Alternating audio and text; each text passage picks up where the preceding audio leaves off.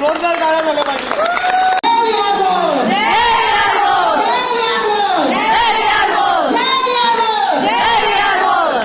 नमस्कार सगळ्यांना. आणि सगळ्यात पहिलं म्हणजे तुमच्या सगळ्यांचं खूप खूप आभार, कारण सगळ्यांनी खूप प्रेम दिलं आणि इतक्या संख्येने तुम्ही इथे आलात. पण सर कसं बोले, कसं वाटतंय शब्दात मांडू शकत नाही, खूप इमोशनल वाटतंय सगळ्यात पहिलं म्हणजे. आणि थोडंसं चालेल का 2 मिनिटं बोललं तर? चालेल ना? सो नमस्कार, मी मानसी पत्ताने. नाम को सुना होगा? सो 3 वर्षापूर्वी बिहारमध्ये आली. ना संघर्ष ना तकलीफ तो क्या मजा है जीने में, ना संघर्ष ना तकलीफ तो क्या मजा है जीने में. बड़े बड़े तूफान भी मिट जाते हैं जब आग लगी हो सीने. आणि अशीच आग बिहारवर सोल्युशन नाही 3 वर्षापूर्वी माझ्या मनात लावली. आणि खरंच तुम्ही जसं विचार करताय की इथे होऊ शकतं का, असंच माझं पण तुमच्यासारखंच होतं की खरंच इथे पैसे मिळतील का, खरंच इथून सगळी स्वप्न पूर्ण होतील का.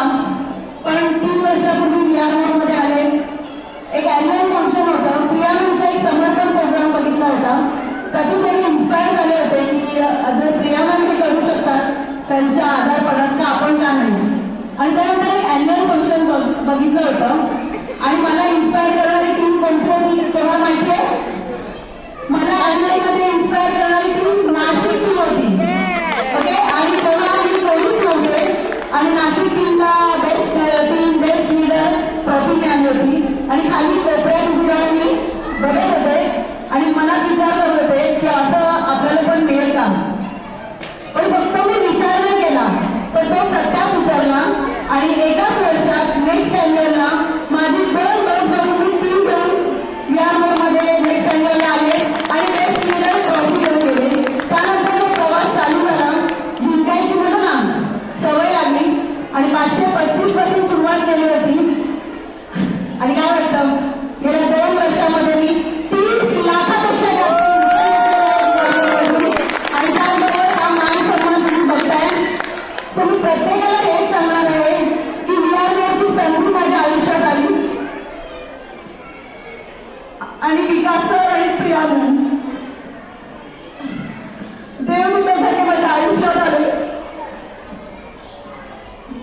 कारण खरंच त्याला जॉब केला होता आणि मी विचार करत होती की माझी स्वप्न नाही पूर्ण होऊ शकत जॉबमधून. मी तुम्हाला प्रत्येकाला सांगते, पुढची 10, 15, 20 वर्ष जरी मी नोकरी केली असती ना तरी आता मी जे अचिव्हमेंट केले ते कधीच करू शकले नसते. एनडीपीमध्ये बसून स्वप्न लिहायला सांगितलं, पहिल्याच एनडीपीला बसून स्वप्न लिहायला सांगितलं. खरंच माहित नव्हतं की स्वप्न म्हणजे काय लिहायचं.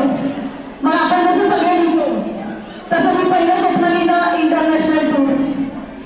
सेकंड लिहिलं आपलं स्वतःचं घर, ड्रीम होम. तिसरं लिहिलं माझी ड्रीम कार. आणि एकाच वर्षामध्ये इंटरनॅशनल टूर केली. नेक्स्ट इयरमध्ये माझं ड्रीम होम कम्प्लीट केलंय. आणि 3rd इयरमध्ये माझी ड्रीम कार आली आहे जी बाहेर उभी आहे, तुम्ही सगळे पाहणार आहे. पण ती ड्रीम कार मी तेव्हा लिहिलं होतं तेव्हा मी मनात विचार केला होता आपली कुवत किती 6, 7, 8 लाखाची गाडी. पण आता जी बाहेर गाडी उभी आहे ना ती 25 लाखाची गाडी आहे. आणि खरंच मला इतकं भारी वाटतंय कारण हे घेण्याची ताकद या 2 व्यक्ती आणि बिहारवर सोल्युशन मला दिली आहे. खूप खूप आभारी आहे. थोडंसं इमोशनल नाही व्हायचं ठरवलं पण नाही होतं पॉसिबल. पण ही जी कार आहे त्याच्यात बसण्याचा जो फील आहे आणि जेव्हा माझी कार रस्त्याने जाते ना तेव्हा लोक वळून बघतात. माझी मुलं इतकी खुश होतात ना, म्हणून सगळे आपल्या कारकडे बघतात.